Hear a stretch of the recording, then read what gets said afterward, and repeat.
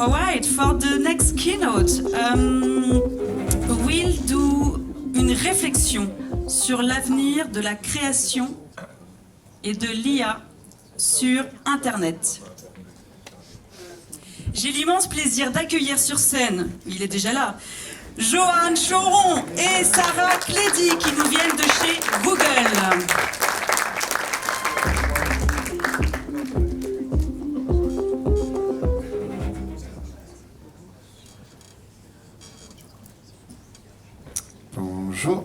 Bonjour à tous. Alors je me présente, je m'appelle Johan Choron, je travaille pour Google en France et je travaille dans les équipes partenariats. Je suis en charge des partenariats médias et cinéma. Et depuis les 3 dernières années, je suis notamment lead en Europe sur les sujets de Gen AI et spécifiquement de Gen Media, donc avec toute l'industrie de l'audiovisuel. Et je vais vous parler un petit peu de ça et des différents projets. Mais avant, je suis accompagné de ma collègue Sarah. Enchantée, Sarah Clédy. Donc moi je travaille en tant que responsable affaires publiques dans les équipes de Google France. Je m'occupe notamment des sujets liés aux industries culturelles et créatives et plus particulièrement à la question et aux impacts du développement de l'intelligence artificielle sur la protection des œuvres et des créateurs.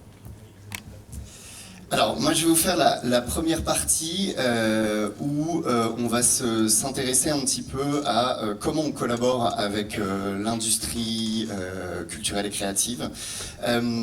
Pour commencer, bon, cette image que j'ai fait vraiment en un prompt et 1 seconde et demie, c'est simplement pour vous dire, même une entreprise comme nous, on construit la technologie en même temps qu'elle est irriguée au sein de l'industrie. Donc on ne sait pas toujours ce qu'on fait, on navigue en même temps, on construit l'avion en même temps qu'on est en train de voler. C'était un peu l'image de cette image, mais c'est pour dire que les choses évoluent tellement. Nous, on a des équipes de recherche, des chercheurs dans des laboratoires qui développent des technologies de Gen Media. Mais derrière, ces technologies doivent être utilisées par l'industrie créative, par les artistes, par les auteurs. Et c'est ça qui nous intéresse, c'est le dialogue avec les auteurs et le retour qu'ils peuvent nous faire pour comprendre, 1, ce dont ils ont besoin, ce qui manque, et 2, comment améliorer nos produits. Donc de toute façon, ce qu'on est en train de faire depuis les 3 dernières années dans cette industrie, c'est un dialogue qui s'installe avec l'industrie créative et on fait évoluer notre avion, pour reprendre cette image, au fur et à mesure. Maintenant, si on part simplement du principe, bon, rien de nouveau, je pense qu'à peu près toutes les entreprises qui développent les technologies d'IA générative ont cet ADN, c'est de dire que c'est un outil, une technologie au service de créateurs, de la création, de l'imagination, d'une vision, et on ne le voit pas du tout comme quelque chose qui remplace, mais bien comme quelque chose qui améliore, qui booste la créativité, et le dialogue qu'on a avec les réalisateurs, là les exemples que je vais vous montrer c'est avec différents réalisateurs, nous le prouvent. La façon dont je vais vous montrer les différents exemples, on en a plein. Il y a plein de choses aussi sur lesquelles on n'a pas le droit encore de communiquer parce qu'il y a beaucoup de choses qui sont en train d'être faites en ce moment.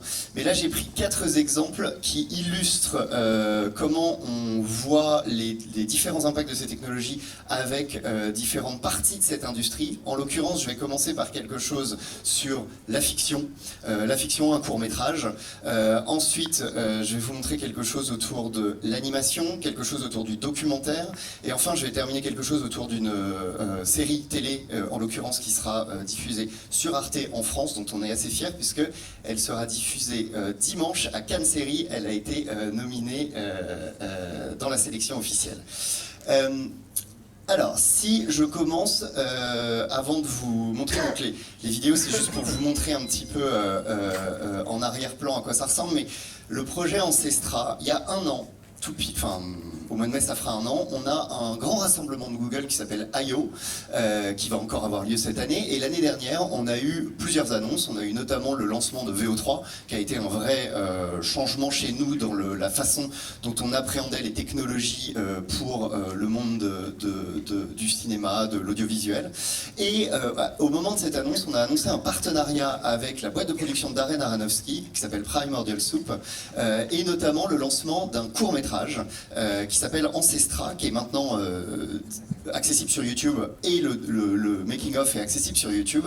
Et ce court-métrage, donc là vous allez voir quelques idées de ce qui a été fait. Ce qui est intéressant, c'est que c'est un modèle, ce qu'on appelle les modèles hybrides. C'est-à-dire c'est un mix de prise de vue réelle et d'IA générative. Mais le tout est mixé, comme vous pouvez le voir sur certaines images ici. Et ce que nous, on a eu besoin de comprendre avec ce premier projet un peu d'envergure, c'était comment le monde du cinéma, là pour le coup c'était un court-métrage, donc déjà il y a énormément de gens qui ont travaillé dessus, il y avait plus d'une 40aine de personnes rien que sur la partie IA. Faut pas oublier que c'est un projet de R&D chez nous, donc on met aussi les moyens pour avoir un maximum de retours. Mais c'était de dire comment, hier, je sais que dans le débat de l'après-midi, on en parlait sur les différents départements. Comment le département IA dans la construction d'un film va interagir avec les autres départements. Et c'est ça qui est intéressant, c'est la façon dont Elisa McNitt, la réalisatrice, a décidé d'agir. C'était, il y a un département IA d'une vingtaine de personnes, mais à l'intérieur de ce département IA, il va y avoir une personne qui va être déléguée auprès du directeur, je sais pas moi, du département costume, du département décor, du département maquillage, de tous les départements pour avoir cette expertise IA à l'intérieur et que tous les branches de métier au sein du cinéma puissent intégrer ce que ces outils peuvent leur permettre de faire, que ce soit en termes d'augmentation de leur créativité ou de choses qu'ils pensaient inaccessibles parce que trop compliquées, qui tout d'un coup devient accessible. Donc c'était une première expérience assez intéressante et on a beaucoup appris autour de ça. Maintenant, si on passe sur, je vous disais, le documentaire. Alors là, je vais vous montrer, il y a des extraits qui sont accessibles sur YouTube. C'est un documentaire, toujours avec Primordial Soup, qui s'appelle 1776, qui retrace le début de la Constitution américaine, le début de la République il y a 250 ans. Et là, on a appris au travers de cette expérience, et évidemment avec plein d'autres acteurs du monde du documentaire, comment ils percevaient les choses. Et c'est assez intéressant, c'est que dans le documentaire, cette nouvelle grammaire, ce nouveau langage créatif que ces outils offrent a été tout de suite apprivoisé d'une certaine façon par l'industrie, puisque notamment dans les documentaires historiques, on peut percevoir très vite l'intérêt d'une technologie comme ça. On va travailler avec des musées, avec des historiens, avec le monde académique pour dire à quoi ressemble réellement Néfertiti ou Jules César, pas comme nous on les perçoit dans le film du cinéma, enfin comme le monde du cinéma, mais bien d'un point de vue artistique. Donc ce dialogue qu'on a eu avec l'industrie sur le documentaire nous montre ce qui est possible de faire et comment on a envie d'avancer avec les auteurs. Si je passe à un autre exemple, alors celui-ci, Dear Upstairs Neighbors, c'est un projet, pour le moment il n'a pas encore été diffusé, on vient d'apprendre qu'il a été sélectionné, je vais vous montrer les images, c'est très rapide, mais il a été sélectionné pour Tribeca, donc au mois de juin à New York. C'est un court-métrage d'animation, donc là on parle du monde de l'animation. Dans le monde de l'animation, on sait que ça va très vite évoluer avec les outils d'IA générative. Je crois que j'ai un deuxième extrait. Ce qui nous intéressait, c'était de se dire... bon, si ça part pas, c'est pas grave. C'était de dire comment cette industrie va évoluer autour de ces outils, de par les compétences existantes. Et ce qui nous a intéressé, donc on a travaillé avec une réalisatrice qui venait de Pixar. Elle a fait une résidence de création chez nous, chez Google DeepMind, pendant 1 an.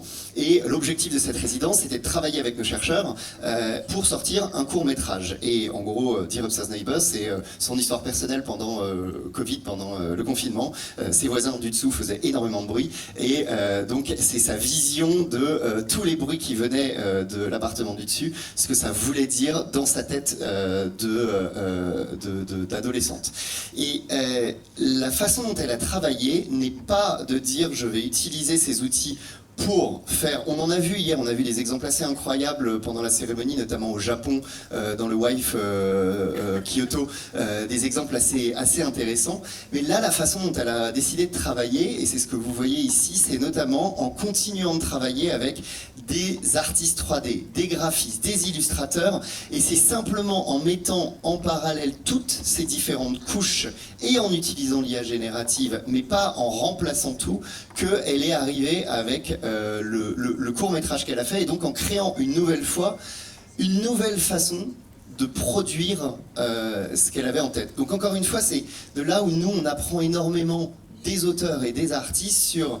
Ce sont bien des outils au service de leur histoire, au service de leur vision, et c'est comme ça qu'on a, nous, besoin d'avoir ce dialogue, ces feedbacks, pour comprendre comment nos outils peuvent leur être utiles.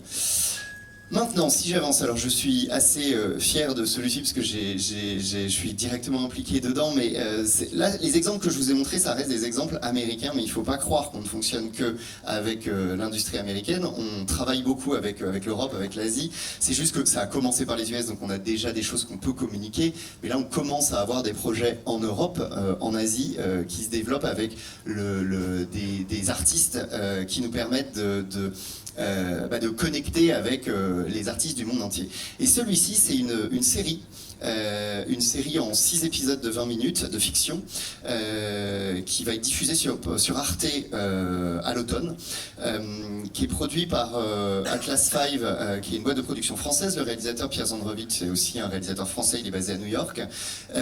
Et en fait, celui-ci, c'est une fiction assez intéressante parce que c'est aussi un format hybride, mais c'est 70% de prise de vue réelle, donc il y a eu un tournage, 21 jours de tournage, des acteurs, etc. Vous voyez, c'est Xavier Lacaille pour ceux qui le connaissent, l'acteur de Parlement, et 30% d'IA générative. Mais là, c'est pas comme dans Ancestra où c'était un mix des deux ensemble. C'est les 30% d'IA générative, c'est quand on va dans la psyché du personnage principal.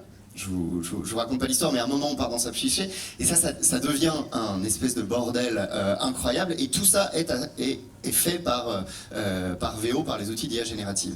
Et là, c'est encore une autre façon dont on apprend de l'auteur comment la création de ce monde, à quel moment, à quelles étapes dans la production, notamment en post-production, parce qu'ils ont d'abord fait le tournage, c'était au mois de novembre de l'année dernière, et c'est maintenant où ils sont en train de travailler sur la représentation du monde mental, psychique du personnage principal, et ça a amené énormément d'apprentissage de notre côté. Je vous donne un exemple parce que je le trouve assez marrant, mais on parle beaucoup des filtres autour du rendu des outils d'IA générative, notamment dans tout ce qui touche les enfants. Alors il y a le gore, etc., mais on va parler des enfants. Et évidemment, nous, même quand on a un projet comme celui avec Paradox, qui est un projet de R&D, il y a un certain nombre de filtres sur lesquels qu'on ne retirera pas, que nos équipes de Google DeepMind ne retireront pas, et notamment tout ce qui va toucher aux enfants, c'est assez touchy, ce qu'on peut comprendre. Et à un moment, parce que son héros, il a une phobie des abeilles, il avait dans son concept art, dans la façon dont il avait pensé la chose, il voulait faire des petites abeilles avec des têtes d'enfants. Et finalement, c'était tellement compliqué avec les technologies d'IA générative qu'ils ont décidé de faire l'inverse, c'est-à-dire qu'ils ont fait des enfants avec des têtes d'abeilles.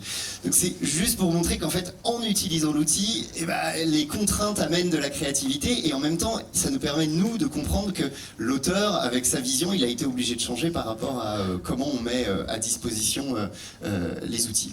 Là je vous montre, encore une fois j'ai pas le droit de vous montrer vraiment des images puisque ça va être diffusé dimanche, mais c'est juste pour que vous voyez les choses qu'il a créées, les mondes qu'il a créés, et le rendu de ce qu'il a fait, en l'occurrence VO, enfin Nano Banana, VO, les outils de Google, mais on apprend énormément dans ces partenariats, ces collaborations avec l'industrie, notamment, c'est vraiment des collaborations de R&D. On a besoin d'un dialogue avec les auteurs, et ça nous permet, nous, de comprendre ce qui manque et comment améliorer les outils. Et je voulais juste terminer sur une chose, puisque hier on l'a évoqué dans le débat de l'après-midi, un petit peu sur le monde de demain, la façon, donc là on est dans les outils de génération de vidéos, mais la façon dont on pense que les choses vont évoluer, peut-être pas tout de suite, mais dans les prochaines années, c'est ce qu'on appelle les world models. Donc là, nous, on a un outil qui s'appelle Genie 3, qui permet, jusqu'alors, on est capable de faire 60 secondes d'un monde. Donc on prompte, ça va créer un monde, et ce monde ensuite on peut interagir à l'intérieur de ce monde, faire bouger des personnages. Il y a une mémoire qui existe, et on pense que pour les industries créatives, ça va être une nouvelle façon de penser la vision et ensuite de créer à l'intérieur de ce qui a pu être fait. Donc c'est quelque chose qui nous anime, sur lequel on travaille beaucoup et on est assez curieux de voir ce que ça va donner. Donc pour terminer, je vais passer la parole à Sarah. Il faut bien comprendre que toutes ces collaborations qu'on fait avec le monde artistique, il ne peut exister que s'il y a une confiance entre cette industrie et nous, et c'est un petit peu ce sur quoi Sarah va revenir. Merci beaucoup Johan, et effectivement on va faire un petit pas de recul, puisque l'intelligence artificielle, comme on le rappelle, ça n'est pas une promesse lointaine. Aujourd'hui l'IA évidemment, elle permet de résoudre des problèmes très concrets, du plus quotidien au plus complexe, dans différents secteurs d'activité. Donc là vous avez quelques exemples représentés. Par exemple dans le domaine de la santé, comment l'IA peut permettre de détecter de manière précoce des formes de cancer, un sujet sur lequel nos équipes de recherche Google DeepMind travaillent activement. Aussi dans le domaine climatique, de pouvoir en fait anticiper certaines crises climatiques, des inondations, des feux de forêt, grâce à des outils d'IA que Google développe. Et puis c'est surtout un formidable outil d'inclusion et de croissance. Typiquement, comment est-ce qu'on peut aussi accompagner des agriculteurs pour optimiser leur culture et trouver un point de rentabilité, ou encore typiquement accompagner des personnes en situation, des personnes malvoyantes au quotidien, et comment les entreprises de toute taille peuvent utiliser ces outils pour gagner en productivité et répondre à leurs attentes en trouvant leur public. Donc effectivement, l'intelligence artificielle, c'est quelque chose qui tend, en tout cas, à rendre le monde meilleur, mais surtout plus humain. Comme vous le savez, peut-être, Google, c'est une entreprise qui a investi dans l'intelligence artificielle depuis près de 20 ans maintenant. C'est une entreprise qui a d'ailleurs effectué une réorientation stratégique dès 2017 pour devenir une AI First Company. Et donc aujourd'hui, l'IA, ça irrigue l'ensemble de nos produits et solutions. Vous êtes peut-être amené à utiliser au quotidien, donc typiquement Gmail, si vous avez la suite Workspace, YouTube, si vous consommez des vidéos en ligne, ou encore même Chrome, Android sur votre téléphone. Mais bien sûr, notre conviction, c'est que pour pouvoir faire de l'IA une vraie source d'opportunités, il faut pouvoir adopter une approche responsable. On en a aussi beaucoup parlé hier, notamment le CNC qui l'évoquait dans la table ronde sur l'IA et le cinéma. Et c'est tout à fait quelque chose que Google suit. Et on se repose notamment pour ça sur des principes qu'on a édictés en 2018 qui vont guider nos activités de recherche et développement à chaque étape de développement et de déploiement d'un modèle. On a été la première entreprise technologique à s'en doter. Et cette approche, elle est triple. Je me permets de le noter parce que c'est important quand on parle de responsabilité et d'éthique de comprendre ce que ça veut dire derrière. Cette approche, d'abord, elle est audacieuse, au sens où, effectivement, toutes les équipes suivent et essayent de respecter ces valeurs dans le cadre de projets sur lesquels ils travaillent. Ça veut aussi dire qu'on va surtout investir de manière significative dans des technologies qui vont accompagner le progrès économique, le progrès scientifique, qui vont permettre de répondre à des défis urgents auxquels la société est confrontée. C'est une approche qui est évidemment responsable, et ça passe typiquement par des standards de sécurité qu'on met en place, des garde-fous, des lignes rouges à ne pas franchir, c'est-à-dire des domaines dans lesquels on décide volontairement de ne pas développer des technologies. Typiquement, des technologies qui contreviendraient aux droits de l'homme et au droit international. Et puis ça passe également par un contrôle humain, une surveillance à chaque étape d'un projet, et aussi le retour de la part des utilisateurs qu'on pourrait avoir qui nous permet encore une fois d'améliorer nos produits et de les ajuster. Enfin, cette approche, elle est collaborative. On l'a aussi rappelé hier, l'intelligence artificielle, elle est trop importante pour qu'on y arrive seul, et trop importante aussi pour ne pas être régulée. C'est les propos de notre CEO Sundar Pichai il y a quelques années maintenant. Et dans ce cadre, on développe aussi des boîtes à outils pour aider les développeurs eux-mêmes à, adopter cette approche responsable dans le cadre des outils qu'ils seraient amenés à développer. Et quand on parle de développer des modèles, évidemment, ça amène la question de la source d'apprentissage de ces modèles. Donc aujourd'hui, on s'entraîne sur ce qu'on appelle l'Internet ou le web ouvert. Donc c'est plus qu'une base de données, c'est un ensemble de corpus qui reflète la connaissance, les langues et la créativité humaine. Et c'est effectivement important que ces modèles aient un accès élargi à ces données, puisque ça permet à ces modèles de pouvoir, mieux comprendre les nuances du monde, les singularités, les particularités culturelles d'un territoire à un autre, et aussi de pouvoir permettre de générer des contenus qui soient de suffisamment bonne qualité par rapport aux standards d'excellence qui sont ceux de la filière. Donc ça, c'est effectivement extrêmement important, et aujourd'hui la question c'est comment est-ce qu'on arrive à construire le cadre qui permette d'accéder à ces données tout en permettant d'assurer la protection des droits des auteurs, des créateurs, quelque secteur que ce soit. Là-dessus, peut-être un point, avant qu'on rentre dans le vif du sujet sur la partie droit d'auteur, c'est que le droit d'auteur, évidemment, ça n'a pas un intérêt ou une importance que pour les secteurs des industries culturelles et créatives. Ça a évidemment un impact plus large sur les secteurs en matière d'innovation scientifique. Et typiquement, là, je vous ai indiqué 3 produits dans lesquels Google a beaucoup investi, qui sont presque des exemples concrets de progrès fondamentaux. On a MedGemini, qui est notre modèle qui permet à des praticiens, des professionnels de santé de pouvoir interpréter des scans 3D. Google Translate, que vous utilisez peut-être, qui permet vraiment d'abaisser les barrières, les barrières linguistiques au quotidien, quand on part en vacances, quand on a besoin de comprendre une autre langue dont on ne maîtrise pas les tenants et les aboutissants, c'est un outil très utile. Et puis encore AI Co-Scientist, donc ça c'est un outil qui permet justement d'accompagner les chercheurs et de les aider à formuler des hypothèses scientifiques. Donc là, c'est des exemples très concrets de progrès fondamentaux qui montrent qu'en fait, aujourd'hui, le cadre de droit d'auteur, qui doit, en tout cas, aujourd'hui peut-être être amené à évoluer à différents niveaux, il doit aussi pouvoir se faire de manière à accompagner l'innovation dans ces secteurs et de faire en sorte que justement, il n'y ait pas de déséquilibre entre innovation, régulation et création. Donc très rapidement pour terminer et tenir le timing, notre approche en matière d'IA et de droit d'auteur, elle est la suivante. D'une part, on pense que le droit d'auteur, ça doit être un moteur d'innovation. Donc ça veut dire faire en sorte qu'on puisse accéder justement à ces données et entraîner nos modèles dans le cadre de régulation à minima européen qui nous est permis. Donc c'est la fameuse directive européenne sur le droit d'auteur et son exception article 4 TDM qui sera sans doute abordée sur le panel suivant. Évidemment, on participe à des discussions au niveau de la Commission européenne, au niveau aussi des États membres pour pouvoir en tout cas faire évoluer ce cadre. On pense que ces outils doivent être inclusifs, respectueux en tout cas de notre culture et de nos singularités. Donc on l'a évoqué, c'est aussi faire en sorte de lutter contre les biais, les discriminations et de faire en sorte que aussi on ait une approche intègre de l'information. C'est effectivement de donner plus de choix et de contrôle aux éditeurs. Donc ça, c'est typiquement notre outil Google Extended qu'on a développé il y a quelques années maintenant, notre outil d'opt-out, qui permet de laisser le contrôle total aux éditeurs et pour eux, en fait, de pouvoir exprimer leur choix, de voir leur contenu être utilisé ou non pour entraîner ces modèles.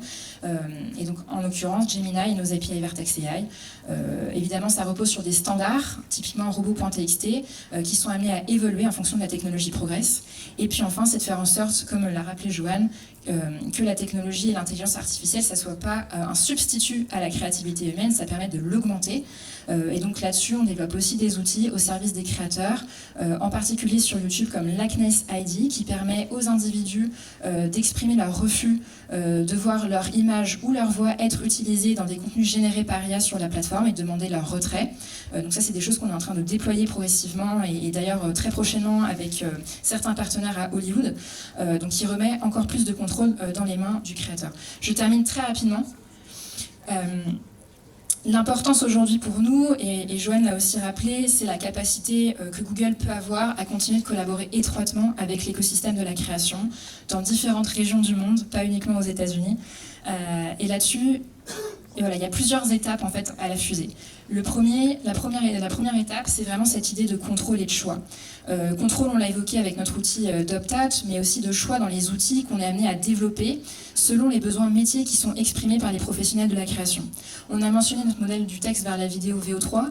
On a aussi d'autres outils qui sont très utiles. J'en ai mentionné un ici sur la slide, Pinpoint, dans l'investigation journalistique, qui va permettre justement aux médias de pouvoir exploiter de grandes masses d'informations et d'y pouvoir les trouver des angles, d'y déceler en fait des histoires à raconter et qui permet encore une fois d'accompagner dans des tâches complexes au quotidien. C'est, deuxième étape, plus de collaboration. Et donc là, typiquement, c'est ce qu'on est en train de faire avec voilà, différents projets sur lesquels on investit d'un point de vue R&D, différents formats sur lesquels on collabore avec l'industrie.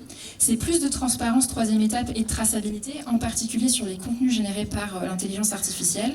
Notre outil SynthID va permettre aujourd'hui de marquer tous les contenus générés par nos outils. C'est plus seulement une question de label, c'est vraiment une question aussi d'acceptabilité de la part du grand public, de savoir à quel type de contenus ils sont exposés, c'est hyper important. Et on participe par ailleurs à des discussions au niveau industrie et aux côtés des pouvoirs publics sur la définition de standards en matière de traçabilité, notamment le consortium C2PL. Enfin, et c'est peut-être la dernière brique qui fera la relation avec le panel suivant, c'est la question, et en tout cas la volonté côté Google de renforcer des partenariats stratégiques. Vous voyez ici, c'est pas par hasard, deux logos, celui de Reddit et celui d'Associated Press. avec lesquels on a noué des accords de licence sur l'intelligence artificielle, juste équilibrés, parce qu'ils faisaient sens pour nous. Et donc notre volonté, c'est en tout cas de pouvoir identifier d'autres partenariats stratégiques à l'avenir sur lesquels investir. Il y a des discussions qui sont en cours aujourd'hui dans différents pays du monde. Et puis en France, évidemment, on a aussi une volonté aux côtés des ayants droit de réfléchir à un juste cadre. Et c'est tout le sens d'une proposition de loi qui est aujourd'hui portée au Sénat par la sénatrice Laure Darcos sur le sujet. Je vais m'arrêter ici et juste simplement rappeler que voilà, on a vraiment à cœur de faire en sorte que l'intelligence artificielle, ça soit un vrai levier de croissance pour les acteurs de la création et des industries culturelles et créatives. Et ça suppose de pouvoir continuer à dialoguer ensemble. Et je vais m'arrêter là. Si vous avez des questions, n'hésitez pas. Merci beaucoup. Je vous en prie, si vous avez des questions dans la salle, on peut les applaudir.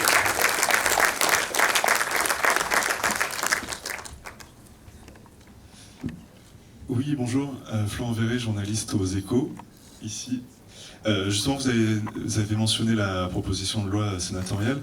Qu'est-ce que vous pensez de cette présomption d'utilisation qui est inclue dans cette proposition de loi ? C'est une proposition qui est en cours de discussion. On a effectivement été auditionné dans le cadre des échanges à la fois en amont, dans le cadre de la mission portée par la sénatrice, puis en amont aussi de la discussion côté Sénat de la proposition. À ce stade, je ne vais pas pouvoir forcément m'exprimer sur le sujet. En tout cas, c'est évidemment un sujet sur lequel on est pleinement mobilisé. Ça suppose aussi la question de la responsabilité et de qui la porte. Donc voilà, il y a des échanges en cours et aussi beaucoup de discussions sur lesquelles on sera sans doute amené à s'exprimer publiquement ces prochaines semaines, si jamais le texte est bien mis à l'ordre du jour de l'Assemblée rapidement. Est-ce qu'il y a d'autres questions ? Oui, ici François.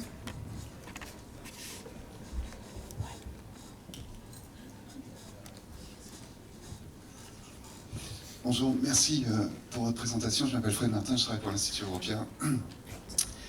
Comment Google fait, parce qu'on voit beaucoup de belles volontés, comment vous faites pour harmoniser une approche copyright américaine avec une approche droit d'auteur justement qui est plus européenne ? Donc il y a effectivement le cadre Copyright Fair Use aux États-Unis. En Europe, on a cette directive européenne de 2019 sur le droit d'auteur, avec laquelle on est évidemment pleinement en adéquation. On a, je mentionnais rapidement l'article 4, l'exception de texte, de fouille de texte et de données, sur laquelle on se repose évidemment pour entraîner nos modèles à ce stade. Je pense qu'aujourd'hui, et c'est un peu la dynamique aussi des discussions au niveau européen et des États membres, c'est une volonté de réfléchir à comment ajuster ce cadre pour que ça puisse aussi prendre en compte la question du juste partage de la valeur. Donc peut-être que les discussions ne vont pas assez vite au regard des besoins de l'industrie. Google est complètement partie prenante parce qu'effectivement, quand on parle d'un modèle comme VO3, on parle derrière en fait de la question de la transparence, du consentement et du partage de la valeur. On a des exemples très concrets, là je mentionnais Reddit, Associated Press, de comment est-ce qu'aujourd'hui on y répond partiellement. Les acteurs de la presse, c'est un autre bon exemple, parce qu'aujourd'hui en France, on a à peu près 500 accords de rémunération anti des droits voisins. Donc c'est très significatif et on en a à peu près 3500 je crois au niveau européen. Donc on arrive déjà en fait à certains niveaux à nouer ces accords avec les acteurs des industries culturelles et créatives, et je pense que les discussions en cours amèneront aussi à peut-être d'autres schémas, d'autres modèles, et voilà, je peux pas en dire plus aujourd'hui, c'est pas moi qui suis évidemment en discussion avec la commission, c'est plutôt nos équipes à Bruxelles et à différents niveaux, mais voilà, les choses vont quand même plutôt dans la bonne direction, j'ai l'impression, et je regarde notre partenaire des cinéastes de l'ARP, avec qui on en discute assez régulièrement. Voilà. Merci beaucoup, on peut les applaudir. Merci, merci Sarah et merci Joanne. Merci.